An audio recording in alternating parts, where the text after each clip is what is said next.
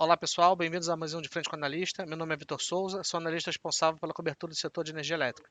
Hoje a gente vai falar sobre o evento relacionado à Auren, né? Ela anunciou a securitização da indenização que ela tem para receber relacionada à usina de Três Irmãos. Então não esqueça de deixar seu like, o seu comentário aqui no vídeo e se tiverem perguntas, mande aqui embaixo que responderemos para você. E só para constar que os vídeos muito antigos, né, com mais de um mês, quando a notícia já fez preço, a gente para de responder um pouco, tá? Eu fico de olho ali nos comentários por uma semana, duas, enquanto o tema ainda está quente, depois eu paro de acompanhar, tá? Então, por favor, se esse vídeo já estiver muito antigo, dê uma olhada nos vídeos futuros que a gente está sempre publicando aqui. Então é isso. Puxa a vinheta.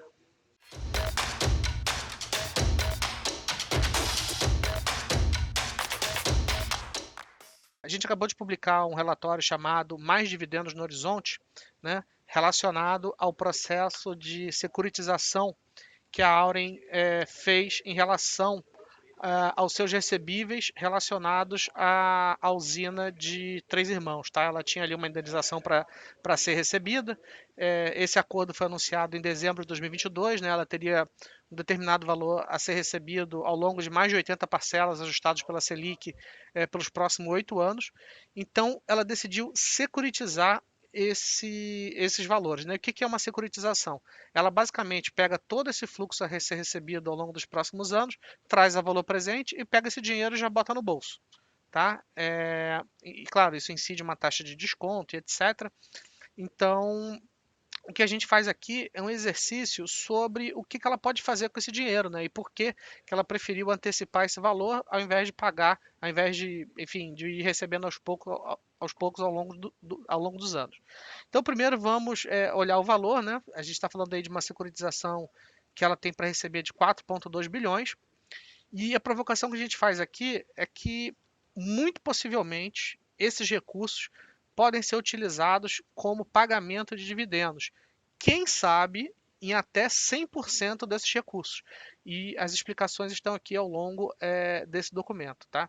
Então, o ponto é o seguinte. A empresa. São três pilares que fazem que faz com que nós achemos que a totalidade desse valor pode eventualmente ser distribuído como proventos.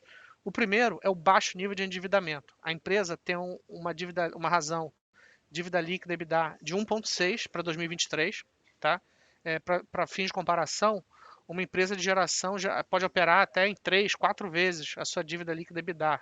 Então, ela poderia até dobrar a sua dívida e continuar operando normalmente. Então, assim, ela já tem um nível de capitalização muito razoável. Acho que esse é o primeiro ponto. Segundo ponto, forte geração de caixa da empresa. Como vocês bem sabem, ela tem um portfólio de ativos, né, sendo a usina de Porto Primavera o mais relevante. E esses ativos eles já estão contratados, praticamente 100% contratados. A gente está falando aí de um grau de contratação de 97% até 2026. Então, o fluxo de caixa da empresa está muito previsível, porque os contratos já estão amarrados.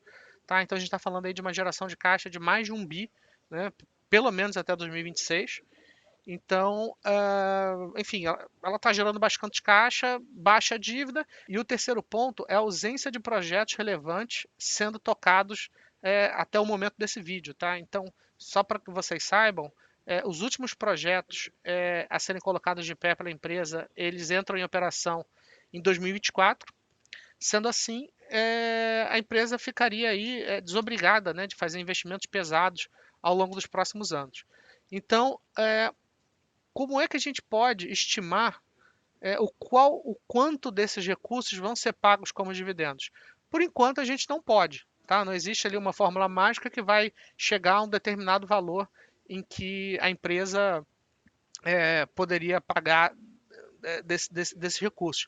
Mas eu acho que não é nenhum absurdo caso ela decida pagar 100% desse valor pelos três motivos que eu já expliquei aqui, né? Então, essencialmente, mesmo que ela adquira novos projetos no leilão de transmissão, o baixo endividamento e a forte geração de caixa já meio que seriam mais do que o suficiente para cobrir esses projetos, né? Para cobrir esses projetos que devem ser adquiridos ao longo dos próximos anos, tá? Então, projetos de transmissão um pipeline de investimentos aí de 1 bi, de 2 bi, que já é grande pra caramba, e eu acho muito pouco provável que eles consigam adquirir isso daí em condições atraentes, mesmo que ela consiga aí pegar 2 bi de capex em termos de linha de transmissão no próximo leilão, ainda assim ela consegue pagar isso aí só com o seu fluxo de caixa atual e se alavancando com o patamar de endividamento que ela tem hoje, tá? Então, eu não acho impossível a possibilidade da empresa distribuir todo esse valor no formato de dividendos, tá? Um questionamento em que a empresa não deixou tão claro no documento é como funcionaria a incidência de tributos em cima dessa securitização, tá?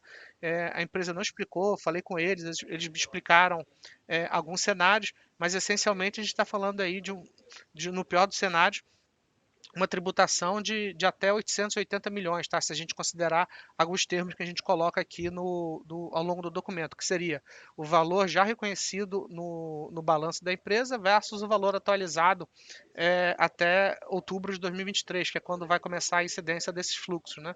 Isso daria aí uma diferença de 4,3 a 1,7 bi, e a gente aplica ali uma tributação de 34%, uma tributação estimada de 34% no, entre aspas, ganho de capital, né, entre um período e outro. Então, a gente está falando aí de um dividendo extraordinário entre 22% a 29%, a depender da agressividade da empresa e também da tese da empresa em relação à tributação, né? Se ela vai pagar isso tudo ou não. Mas assim, o horizonte que eu observo para pagamento de dividendos fica mais ou menos em relação a esse. A empresa pode optar por reter uma parte desse recurso para pensar em novos investimentos, isso também faz parte do jogo, mas eu acho que existe, né, a possibilidade. Mas assim, como é que ela vai adquirir projetos numa quantidade suficiente para justificar a não distribuição desses recursos, né? Tendo em vista os baixos preços da energia, né? Então, assim, por enquanto não tá valendo a pena colocar novos projetos de geração de pé. E como vocês sabem, os leilões de transmissão, eles são muito competitivos, tá? Então não faz tanto sentido ela adquirir um pipeline muito agressivo, pelo menos no horizonte curto de tempo, né? Então, se a empresa adquirir aí 2 bi, 3 bi de investimentos no próximo leilão, seria extremamente esquisito, tá? Então é isso, eu espero que vocês tenham gostado. Entre aqui na plataforma da Genial Analisa e dê uma lida no relatório completo. Então é isso e até a próxima.